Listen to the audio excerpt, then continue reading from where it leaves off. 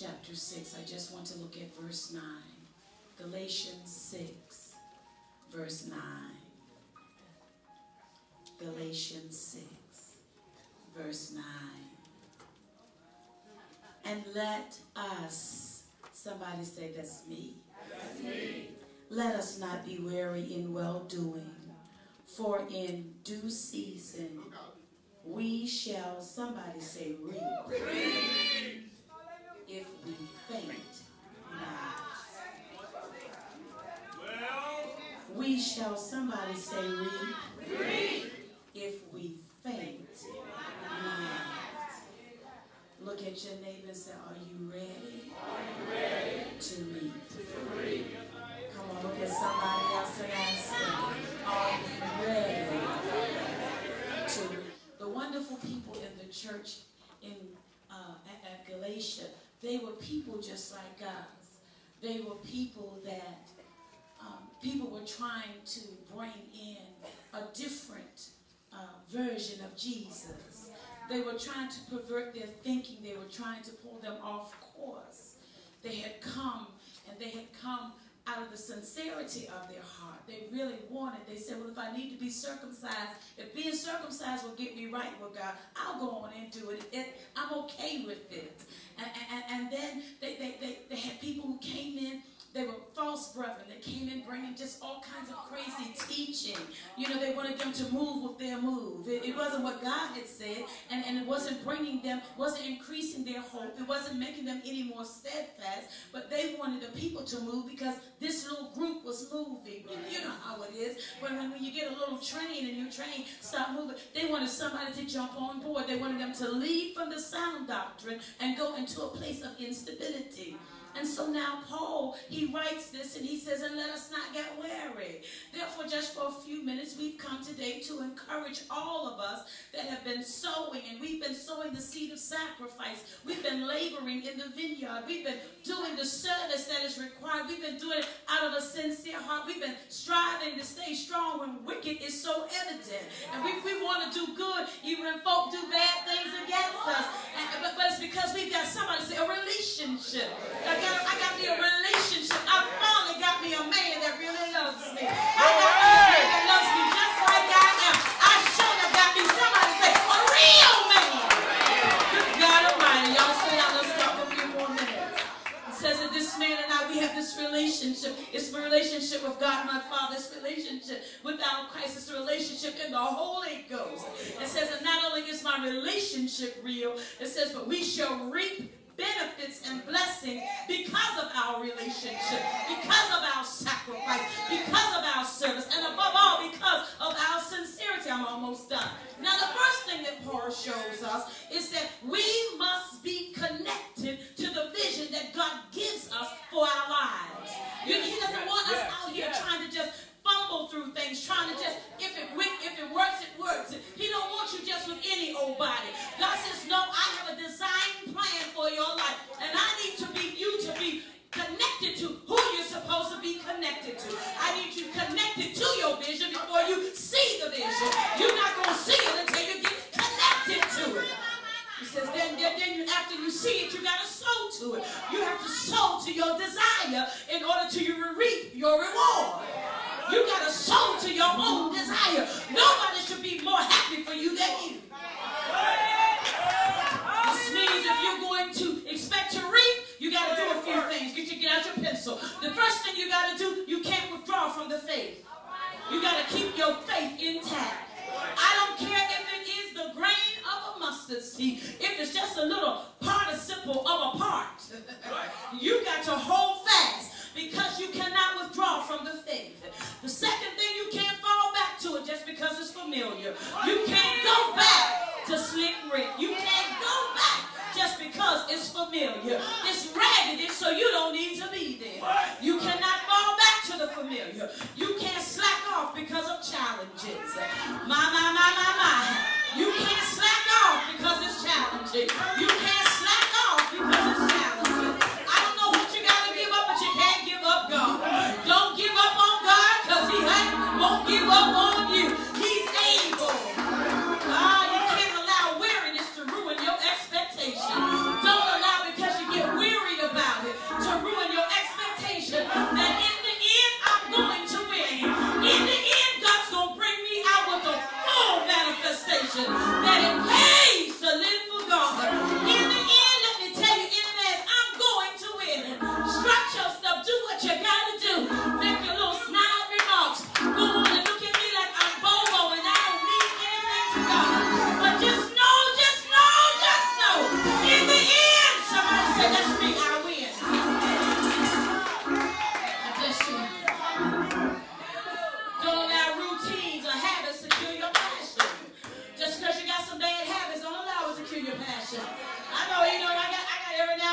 got a kirk moment. I just kirk out. I just go off. I can be sitting there talking to myself, but every now and then I just go off. I just howl. I just get upset. I just get mad. To me, inside of me pops back up. Come on, somebody. Don't mind being me. You cannot allow the routine or even your bad habit to kill your passion. Don't give in to pressure. You can't give in to pressure. Don't give in to the pressure. Don't give way to allow interruptions. Stop allowing people that come with interruptions to take you off course.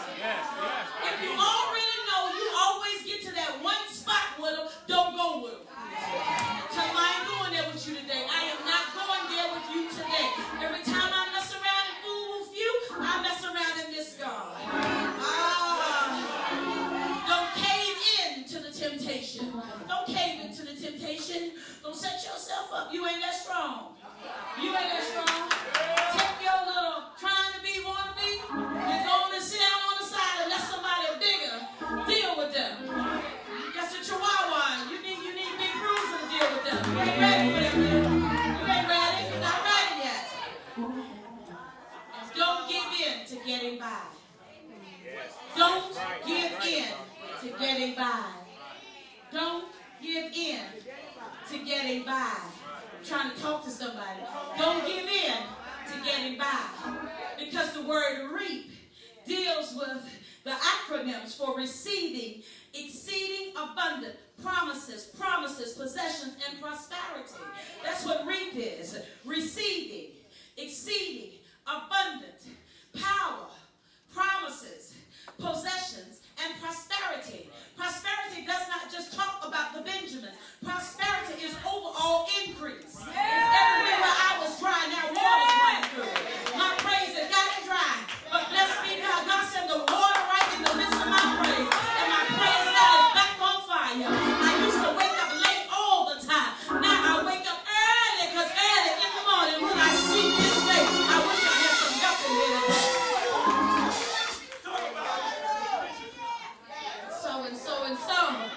And so that's what reap means. You with me? Now in 2 Timothy 1:6, Paul writes these words. He says, wherefore I put thee in remembrance that thou stir up the gift of God, which is in thee by the putting on of my hand. So Paul reminds Timothy, you must use what's already in you. You gotta, why? Why do I know that there's a seed in me? Because there has been a fire down in my belly.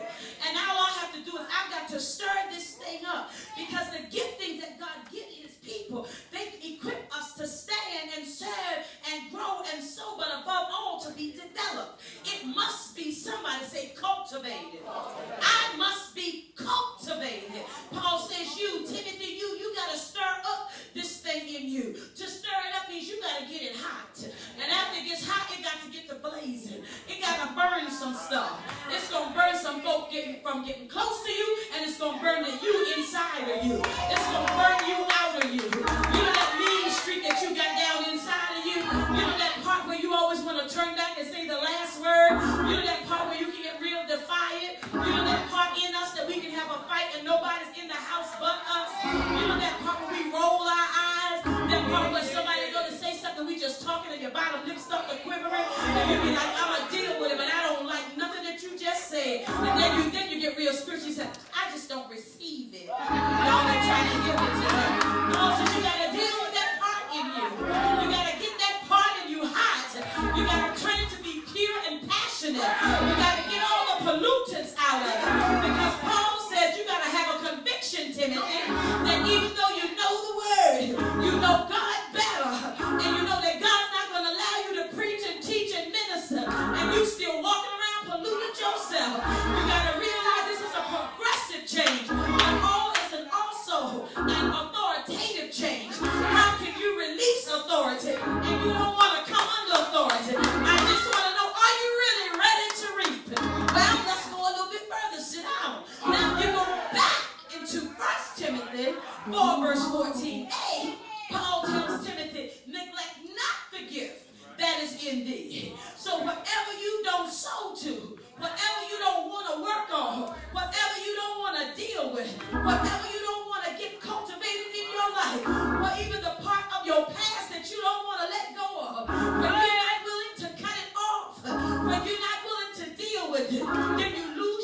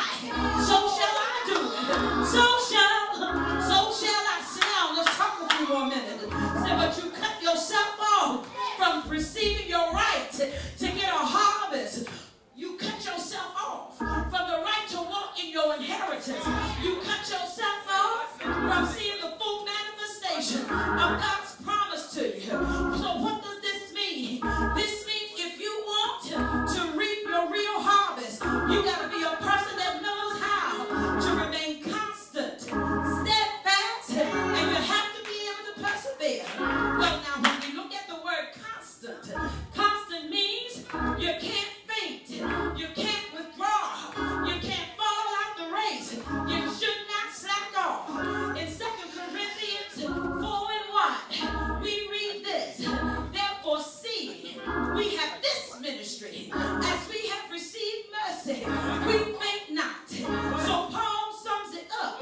He says, I must have courage to continue in spite of my haters, in spite of my own messed up emotions, in spite of being mad with the world because somebody messed over me. I got to deal with my own damaged emotions. I have to deal with my own fears that I don't like to identify with.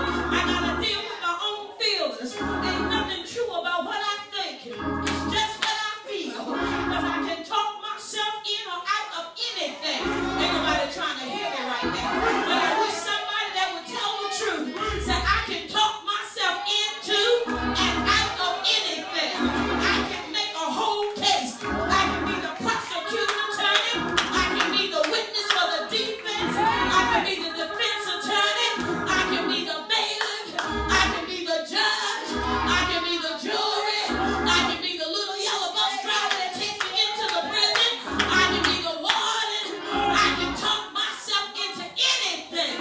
Matter of fact, the reason where I am today is because I talked myself out of a lot of things that I should have held on a little while longer. Somebody clap your hands right there. Now let's go through the minutes. He said, but you have to have a determination. You must have a conviction that you're going to stay constant. God, I'm going to remain doing this thing that you have called me to do. And then you got to be committed to it. You got to be committed to it, realizing that through the grace of God, through the enabling power of God, the unmerited favor of God, I don't deserve it, but God sees more in me than I see it myself. So God, give me what I need before I get to the point to realize I don't have it.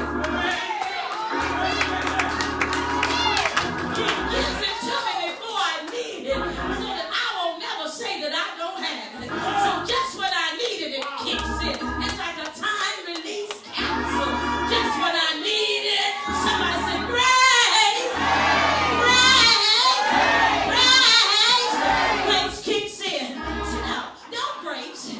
This grace allows us to continue on in the ministry gifts and the work associated with God's divine plan for your life, even in the midst of realizing I got my own issues, I got my own inadequacies, I have my own insecurities, I have my own level of intimidation, I got my own stuff I'm dealing with, I got that mean streak in me, I got that stuff from my past that keep on coming back, I got my mama in me, I got my daddy in me, hey Lord Jesus, I got my cousins in me, I'm just from the other side of the track, and on that side of the track, we ain't take no mess. I got that down in me, Apostle, and you telling me you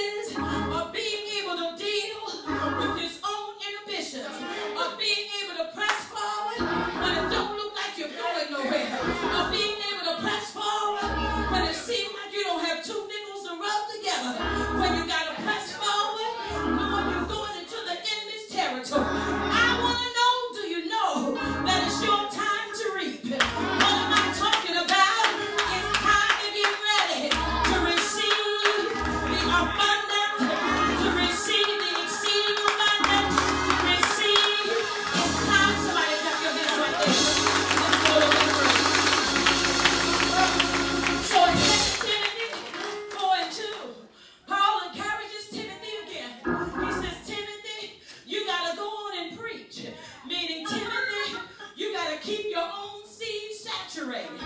You got to keep your own mouth filled with your own ministry. You got to talk about your ministry more than you talk about those that mess with your ministry. You got to be instant in season and out of season. Nobody care how many people don't appreciate the ministry gifts in you. You ought to be your own cheering squad. You ought to be your own dreamer. You ought to be your own defender. You ought to be your own security system. You ought to be the one that watches over your own dreams, your own vision that God has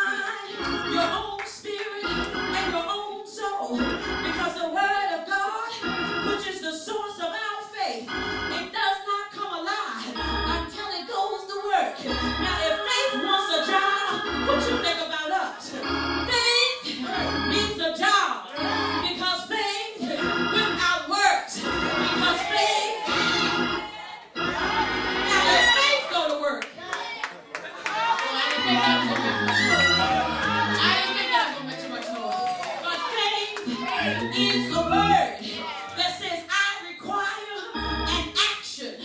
Faith is alive. The great man Martin Luther said, faith is a busy, active, and living reality that does not ask, what shall I do? Before it's already up and doing. Faith is already gotten dressed, gone to work. Faith is already up on his face worshiping. Faith is already up serving God. This means God is never going to empower us to sit in the place called do nothing. God never going to empower us to sow nothing, see nothing, expect nothing, say nothing, love nothing, help nothing. God always sends faith to those who just take faith and put it to work. Somebody clap your hands. God.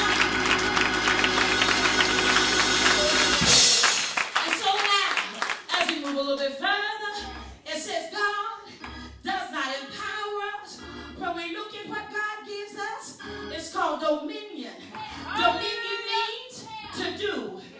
God doesn't give us dominion unless we're going to do something. You don't get dominion unless you're going to do something. Well, I'm going to say it to you like this.